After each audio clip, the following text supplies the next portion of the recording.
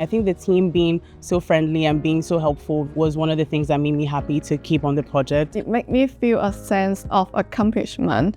So the project placement is an opportunity really for the third year students to sort of explore the workplace. We were trying to focus on how we can include the residents in the strategy for Eastham High Street and how we can also include the youth voices. I think this placement was really good. We actually looked at how artificial intelligence is actually used in the real world. The PRU team have several different projects. The work that I did is more like the preparation stage work, stakeholder mapping, and then refining the agenda for the workshop, and also develop a facilitation plan. See the kids say their own piece and them having amazing ideas and giving them that space to really share their thoughts was really rewarding to me. I think my favorite moments in this placement is when I see the different case studies connected together. My line manager really spoke good into me, being like, you can really just express yourself and feel be a part of the team. So I think that really helped me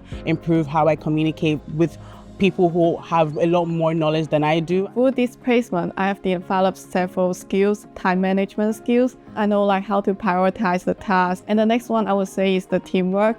I will always coordinate with different PRU team members. And the final one I would say is the creative skills. I think I developed my communication skills, and especially in explaining complex ideas in a simpler way. It provides sort of an opportunity for students to learn about the aspects of work they like or don't like, the type of company they might want to work in, the type of role they might want to do, really just exposure to different options that are going to be available in future to them. Our lecturer will ask us about experiences, what changes, and also learning about professional development. So we do have reflections on what we've done so far on the placements. Engage actively in discussion and not be afraid to ask a question.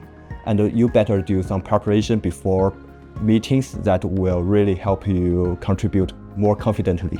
Figure out what you think you would like, but also at the same time be open-minded. Approach this placement with curiosity and also see it as a learning opportunity.